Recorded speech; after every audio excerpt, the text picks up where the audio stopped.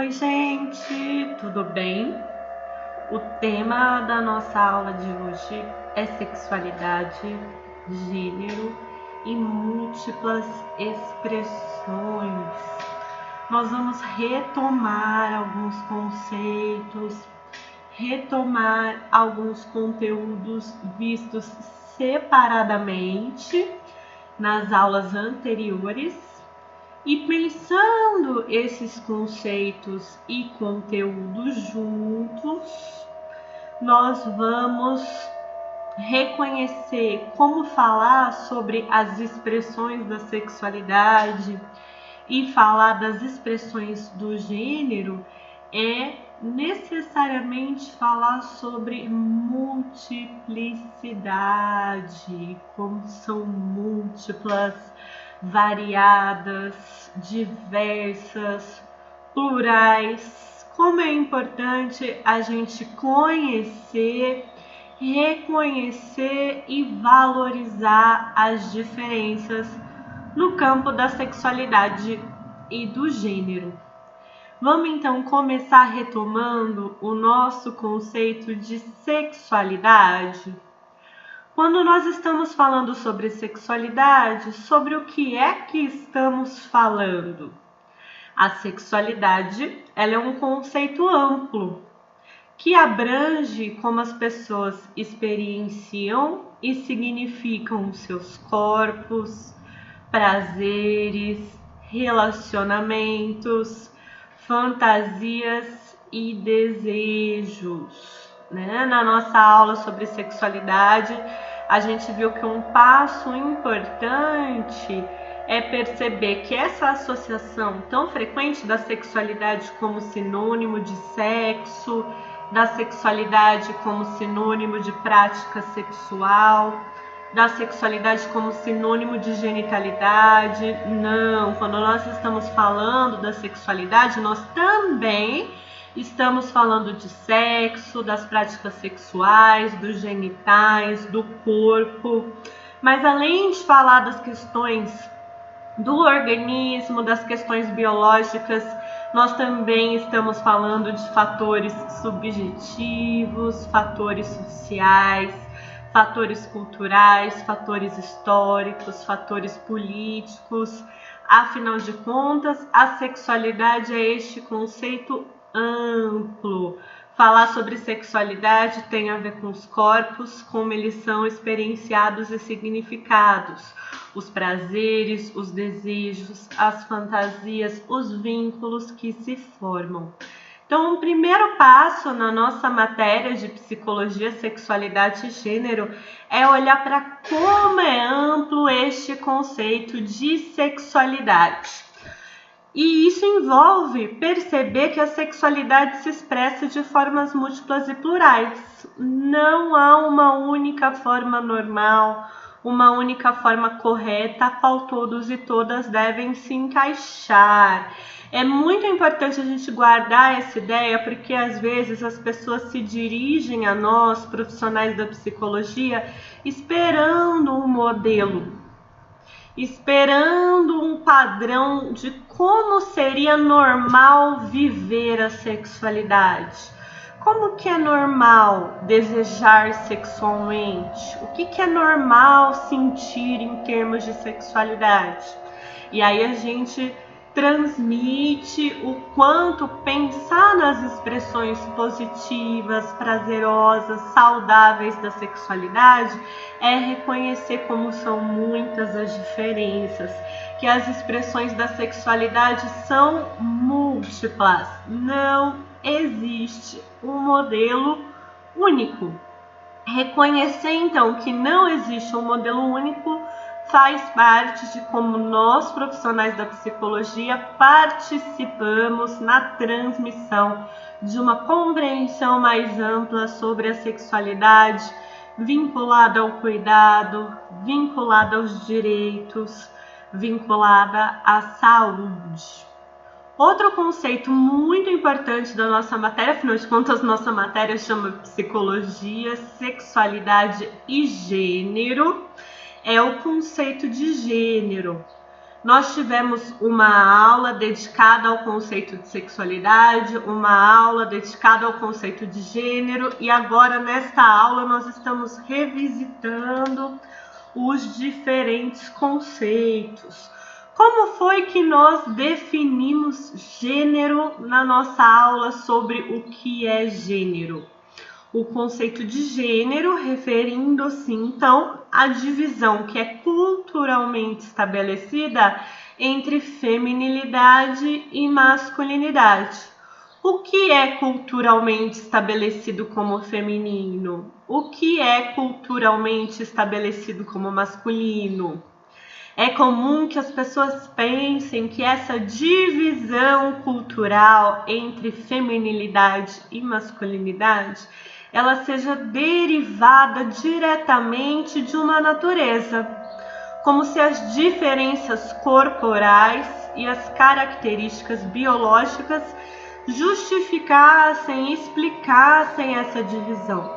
Mas quando a gente percebe as expectativas, os padrões, como que culturalmente é estabelecido os ideais do que é feminino, do que é masculino, nós percebemos o quanto nas relações sociais são produzidas e reproduzidas desigualdades. E isso não é derivado de diferenças do corpo, isso não é derivado de uma natureza, e sim de como as relações sociais se organizam.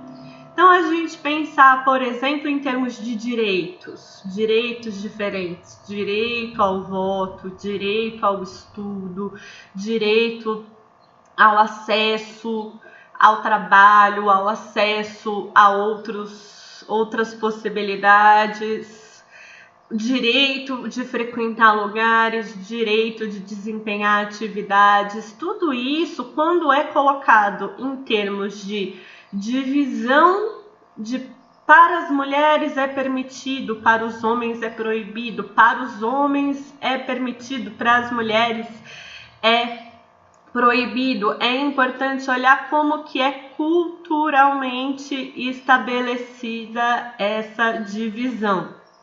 E os estudos sobre gênero, então, eles nos permitem reconhecer como muito do que é afirmado como natural, como derivado de uma natureza, explicado em termos de natureza, é aprendido de forma intensa e contínua no decorrer da educação. Então, estudar sobre gênero é estudar sobre os processos educativos, os processos de socialização e como essa divisão culturalmente estabelecida entre feminilidade e masculinidade, os padrões culturais, as expectativas culturais, os ideais culturais do que é feminino, do que é masculino, como é aprendido no decorrer da educação.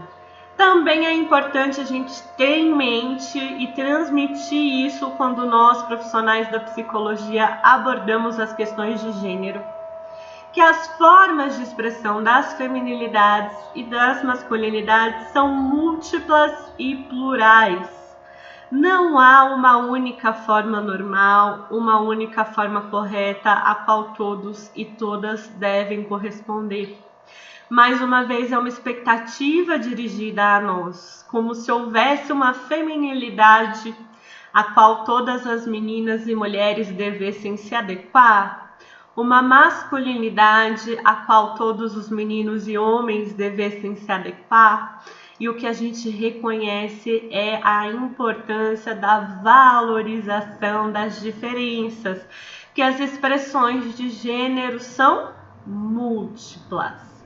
Bom, pensando no conceito de sexualidade e de gênero, outros conceitos importantes para se referir a como a sexualidade e ao gênero estão presentes nas vidas das pessoas, nas experiências das pessoas, são os conceitos de orientação sexual e identidade de gênero.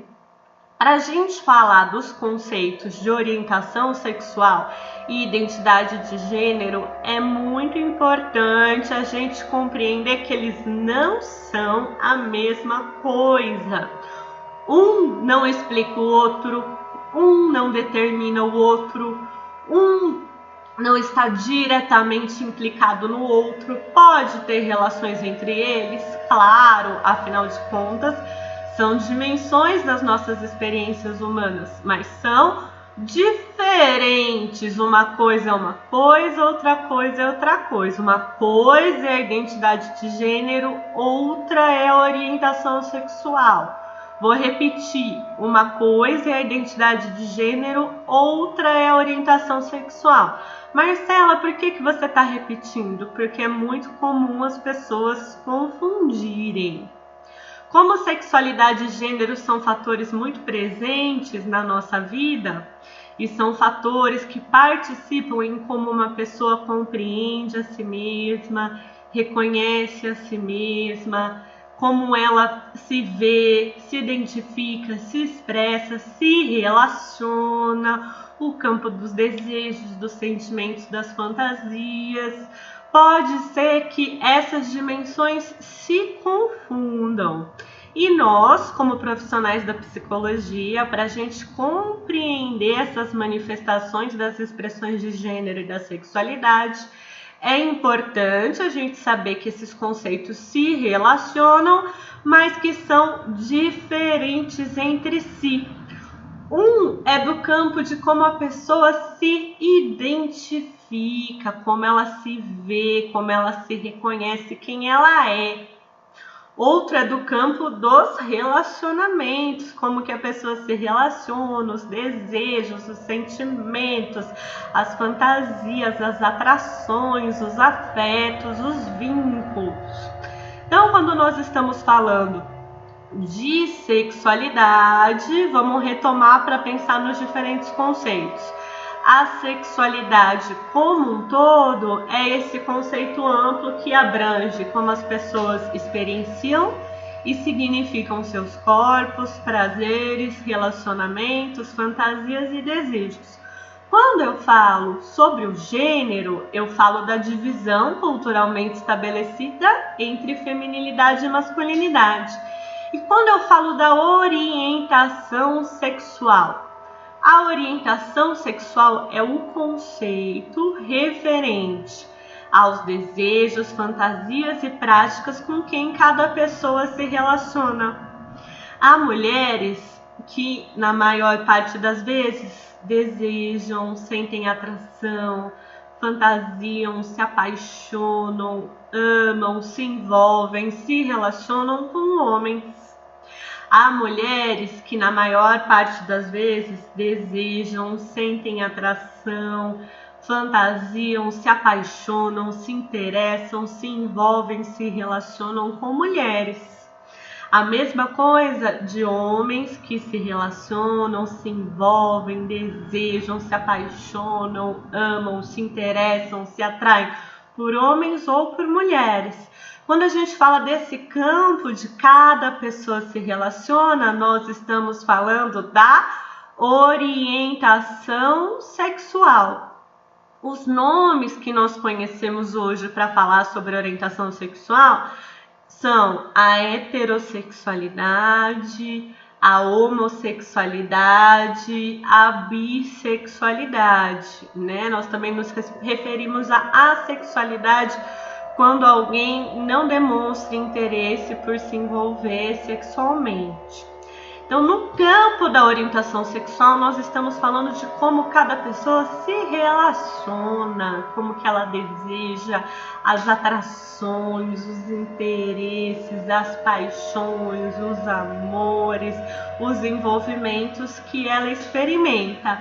E quando nós estamos falando da identidade de gênero, nós estamos falando de algo diferente, como cada pessoa reconhece a si mesma, identifica a si mesma como homem ou mulher. Eu me identifico como mulher, eu me vejo como mulher, eu me reconheço como mulher, minha identidade de gênero é mulher. Então, eu sou mulher, eu me reconheço como homem, eu me identifico como homem, eu me percebo como homem, então a minha identidade de gênero é homem, eu sou um homem. Falar da identidade de gênero, então, é falar da dimensão de quem eu sou. E falar da orientação sexual é falar da dimensão de com quem eu me relaciono. As atrações, desejos, paixões, amores, envolvimentos, o campo das relações. E a identidade de gênero, o campo das identificações e das expressões. Vamos retomar então? A sexualidade é um conceito amplo que abrange como as pessoas experienciam e significam seus corpos, prazeres, relacionamentos, fantasias e desejos. A orientação sexual refere-se aos nossos desejos, fantasias, afetos, práticas com quem cada pessoa se relaciona, essa inclinação, essa predisposição, essa orientação do desejo, da atração, do interesse que cada pessoa experimenta em sua vida. O gênero é um conceito para a divisão culturalmente estabelecida entre feminilidade e masculinidade, para a gente reconhecer os fatores sociais, históricos e políticos que participam nessa divisão. Uma coisa é falar do gênero como a divisão cultural e outra a identidade de gênero, que é como a pessoa se vê, se reconhece e se identifica. Quando a gente retoma esses conceitos, a gente está diante dessa expectativa de que haveria no campo da sexualidade e do gênero um modelo de normalidade. Marcela, como que é normal desejar? Como que é normal sentir? O que é normal para os homens? O que é normal para as mulheres? Como é ser uma mulher normal? Como é ser um homem normal? Como é a feminilidade normal? Como é a masculinidade normal? Que formas de relacionamento são normais? Que formas de amor são normais? Que formas de viver a sexualidade são normais? Quando a gente se depara com essas expectativas de normalidade, é muito importante a gente interrogar, questionar como essa ideia de normalidade traz sofrimento, como as pessoas sofrem, se culpam, se envergonham, se cobram, tentam anular dimensões de si mesmas, se esforçam para mudar dimensões de si mesmas que são saudáveis para se adequar a um determinado padrão, para se adequar a um determinado modelo de normalidade. Então, quando nós falamos de normalidade no campo da sexualidade e do gênero, é muito importante que a gente questione, que a gente interrogue, que a gente pense que não, que a sexualidade e o gênero estão relacionados a múltiplas expressões. A questão é que, diante dessa expectativa de normalidade, há na nossa sociedade uma expectativa de coerência, como se tivesse uma setinha e essa setinha indicasse uma única direção a ser seguida. E é bem importante a gente pensar sobre essa expectativa de coerência, porque ela tem efeitos em como as pessoas se veem, como as pessoas acreditam que deveriam ser, acreditam que deveriam sentir, acreditam que deveriam desejar. E isso, o que cada pessoa na relação consigo mesma acredita que deveria ser, pode trazer sentimentos de desajuste, sentimentos de insegurança, de angústia, de insuficiência. Então, quando a gente escuta os sofrimentos nas experiências humanas, muitas vezes a gente vai perceber as influências dessas expectativas de coerência. Como cada pessoa olha para si mesma, reconhece a si mesma, compreende a si mesma, um atravessamento dessas expectativas de coerência. Falar dos padrões de normalidade significa então como esses padrões eles acabam atrapalhando para que as pessoas reconheçam que as diferenças, que entre diferentes pessoas haverá diferenças, entre diferentes pessoas as experiências serão diferentes, entre diferentes pessoas as expressões de sexualidade e gênero serão diferentes.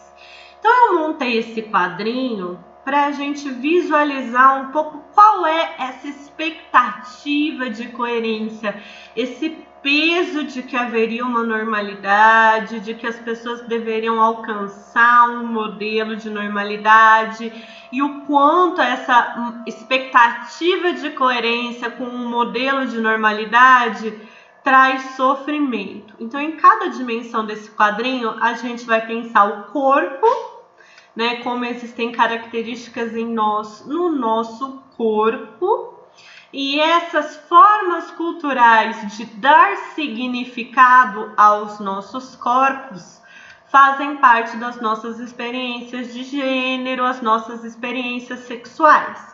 Então, olhar para o corpo, olhar para características do corpo e também para os significados que são dados para essas características. Então, na primeira parte do nosso quadrinho, nós vamos olhar para o corpo. As expressões de gênero têm a ver com como cada pessoa se expressa nos gostos, nos interesses, no jeito de falar, no jeito de se vestir, no jeito de gesticular, no tom de voz. Também tem a ver com o que nós vestimos, com os acessórios que nós usamos, tem a ver com o que a gente gosta de brincar, que músicas a gente gosta de ouvir, que histórias a gente gosta de ouvir e assim por diante. Então esse é o campo das expressões, dos gostos, interesses e preferências. E aí a gente vai para o quadrinho da identidade, como uma pessoa se vê, se reconhece, se identifica. São campos diferentes. O meu corpo, o que eu me interesso, meus gostos, minhas preferências e a minha identidade, como eu me reconheço, como eu me identifico, como eu me vejo, quem eu sou.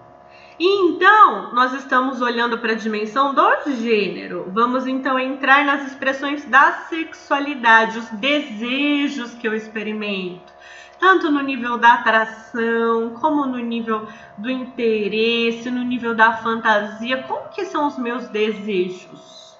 E há também a dimensão das minhas práticas, né? A quem eu desejo e não necessariamente eu vou colocar em prática o que eu desejo. As práticas, elas são diferentes no sentido de que é o que uma pessoa faz, o que ela escolhe fazer, o que ela se envolve em termos de atividades e práticas nas experiências sexuais. Então, a identidade, como que ela se vê, como que ela se reconhece, como que ela se nomeia em termos de sexualidade. Ok? Então, para visualizar como essas expectativas de normalidade, elas têm uma grande influência, um peso, elas exercem um forte peso nas experiências das pessoas, nós pensamos aqui nesse quadrinho do corpo, da expressão de gênero, da identidade de gênero, dos desejos sexuais, das práticas sexuais, da identidade sexual. Como é essa expectativa de coerência que na nossa cultura cria um modelo de normalidade, como se houvesse um modelo de normalidade que todas as pessoas devessem se encaixar. Existe uma autora, que é a Judith Butler, que ela fala de uma matriz heteronormativa, como se a gente, para compreender os sujeitos, tivesse uma espécie de exigência de que esses quadrinhos correspondam entre si, que tenha uma associação direta, um quadrinho derivando no outro, uma característica da pessoa derivando diretamente na outra. Começa com a questão de que algumas pessoas em seus corpos têm pênis, testículos, barba, né? Tanto os órgãos genitais, quanto os órgãos internos, quanto os caracteres que surgem com a puberdade. Então, há pessoas com pênis, com testículo, com barba. Há pessoas com vagina, útero, seios. Então, a partir dessa diferença do corpo, existe uma expectativa de quem tem pênis, testículo e barba vai se expressar como culturalmente é considerado masculino. E quem tem vagina, útero e seios vai se expressar como culturalmente é considerado feminino. E nisso vai desde expectativas de que cores você vai gostar, que brincadeiras você vai brincar, que características você vai ter, até que profissão você vai escolher. Então, o que é considerado uma expressão masculina? O que é esperado uma expressão feminina? Então, se dançar balé é considerado feminino, ter vagina, útero, seios, então é esperado que se dance balé. Lutar boxe é considerado masculino, então pênis, testículo, barba é esperado que se lute boxe. Quando rompe, né, quando alguém com pênis, testículo e barba dança balé, alguém com vagina, útero e seios luta boxe, isso já confunde a expectativa de coerência, uma expectativa que muitas vezes se converte em exigência, como se uma criança com pênis brincar de boneca ou uma criança com vagina brincar de caminhãozinho fosse algo a ser mudado, fosse algo a ser corrigido. Existe então uma expectativa de que se há pênis, testículo e barba, então a pessoa se expressará da forma que aquela cultura considera masculino. Se há vagina, útero e seios, então a pessoa se expressará da forma que aquela cultura considera feminino. A pessoa com pênis, testículo, barba e expressão masculina vai identificar a si mesma, olhar para si mesma e reconhecer a si mesma como homem. A identidade, então, será de homem. E a pessoa que tem vagina, útero e seios vai se expressar de uma forma feminina e vai ver a si mesma, reconhecer a si mesma como mulher. Já nesses 3 quadrinhos, a gente sabe que há diferenças, que não necessariamente por ter pênis, a pessoa vai agir de uma forma considerada masculina, nem se reconhecer como homem. Nem necessariamente por ter vagina, a pessoa vai agir culturalmente de uma forma feminina, nem se reconhecer como mulher. E aí, quando a gente entra no campo das manifestações da sexualidade, aí que essa expectativa vai ali se tornando rígida e negligenciando como podem ser muito diversos os desejos, as práticas, as identidades. Existe uma expectativa, então, de que se alguém tem pênis, testículo, barba, se expressará como masculino, se identificará como homem e desejará mulheres. Se alguém tem vagina, útero, seios, se expressará como é culturalmente considerado feminino, se identificará como mulher e desejará homens. É como, olha aí aquela confusão que a gente está dizendo. Eu ser homem seria sinônimo de desejar mulheres. Eu ser mulher seria sinônimo de desejar homens. Não só de desejar, mas das minhas experiências sexuais como homem, ser com mulheres. Minhas experiências sexuais como mulher, ser com homens.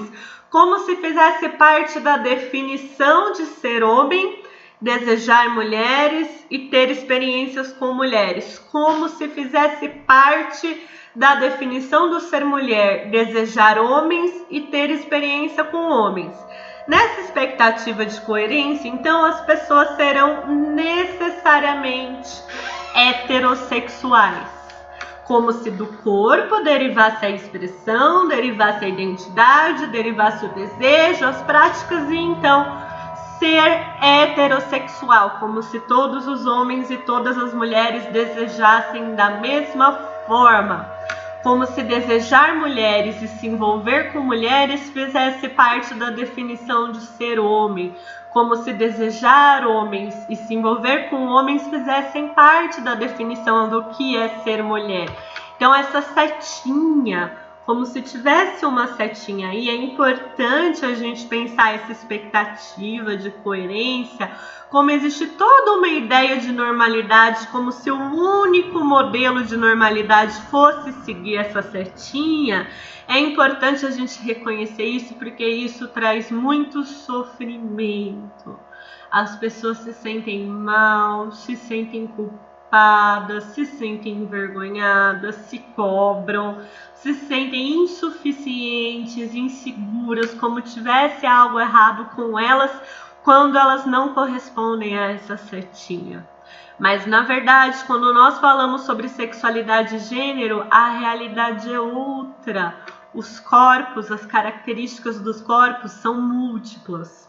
As expressões de gênero são múltiplas. As identidades de gênero são múltiplos. Os desejos sexuais são múltiplos. As práticas sexuais são múltiplas e as identidades sexuais são múltiplos. Reconhecer essa multiplicidade no campo da sexualidade e do gênero é muito importante. Tanto que nós aprendemos e faz parte da nossa matéria aprender os nomes que hoje em dia nós temos para reconhecer essa multiplicidade. Mas isso não quer dizer que esses nomes sejam definições nem categorias fixas, como se nomear fosse definir a pessoa. Não, os nomes que nós temos hoje são justamente para reconhecer essas diferenças, reconhecer a multiplicidade. Então vamos retomar os nomes que nós vimos, né? Não é ou uma coisa ou outra, né? Não é ou a pessoa é homem ou a pessoa é mulher, ou a pessoa é heterossexual ou a pessoa é homossexual, ou a pessoa é cisexual ou a pessoa é transexual, ou a pessoa é de uma forma ou a pessoa é de outra, ou a pessoa é normal ou a pessoa não é. Não, enquanto a expectativa está muito nesse campo do ou, a realidade ela é múltipla. Então vamos retomar os nomes que nós aprendemos. Quando uma pessoa, ao nascer ou antes, foi designada como menina e ela se sente, se vê, se reconhece, se identifica como mulher, ou seja, a identidade de gênero dela é mulher, hoje nós utilizamos o nome de mulher cis.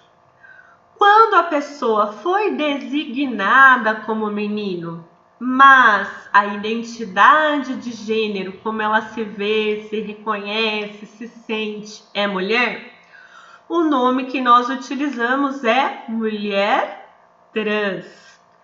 Quando uma pessoa foi designada como menino e a identidade de gênero é homem, o nome que nós utilizamos é homem cis. Quando essa pessoa foi designada como menina e a identidade de gênero é homem, é um homem trans. A gente percebe como o nome que nós utilizamos sempre corresponde à identidade da pessoa. Como essa pessoa se vê, como ela se reconhece, como ela se identifica. Se ela se vê e se reconhece, se sente, se identifica como uma mulher, nós a chamaremos como uma mulher. Se ela se vê, se reconhece, se identifica como um homem, nós a nomearemos, a chamaremos como um homem. E existem pessoas designadas como meninos que se sentem mulher ou dizem assim: eu não me sinto homem nem mulher, eu me sinto travesti. A minha identidade é travesti. Então nós vamos nos referir a essa pessoa como travesti. E há pessoas que foram designadas como meninos ou como meninas que dizem: eu não me sinto nem homem nem mulher. Ou então, há momentos que eu me sinto homem, há momentos que eu me sinto mulher. Essas pessoas nós chamaremos, e elas chamam a si mesmas, de pessoas não binárias. Lembrando sempre que o nome que nós vamos chamar as pessoas está relacionado a como aquela pessoa se nomeia, como aquela pessoa se identifica, como aquela pessoa se reconhece. Então, mulheres são as pessoas que se reconhecem como mulheres, se sentem mulheres. Homens são as pessoas que se reconhecem como homens, se sentem homens. E quando a gente fala da orientação sexual, é assim que nós vamos considerar. Então, se uma mulher cis tem a orientação sexual, os desejos, as práticas, as relações voltadas para homens, tanto homens cis ou homens trans, ela será então uma mulher heterossexual.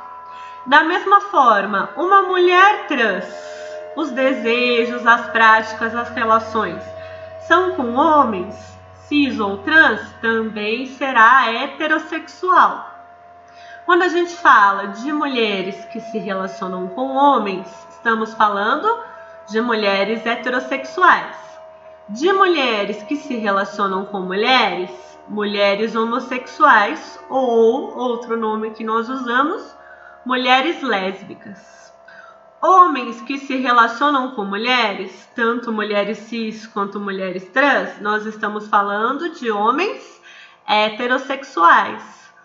Homens que se relacionam com homens, nós podemos chamar de homens homossexuais ou homens gays. Nós sempre vamos considerar a identidade da pessoa, como ela se identifica e como a pessoa com quem ela se relaciona se identifica. Então, seguindo aqui o nosso quadrinho, pessoas cis ou trans que têm desejos, práticas, relações tanto com homens quanto com mulheres, nós chamaremos de pessoas bissexuais.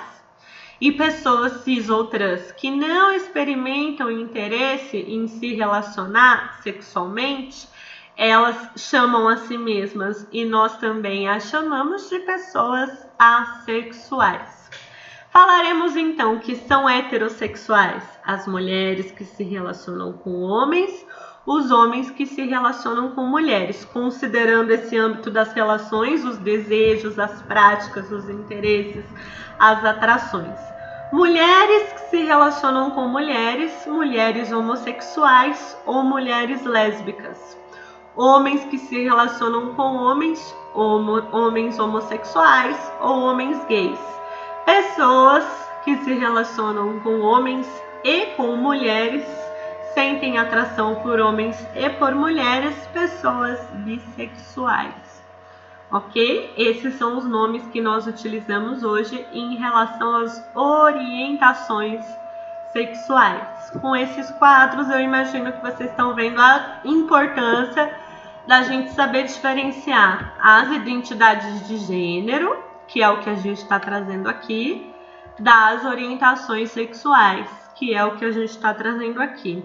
Lembrando que o mais importante é a gente guardar como no campo da sexualidade humana, as expressões da sexualidade e as expressões de gênero são múltiplas. Olhar para os corpos, para as expressões de gênero, para as identidades de gênero, para os desejos sexuais, para as práticas sexuais, para a identidade sexual e saber reconhecer toda essa multiplicidade. Ok?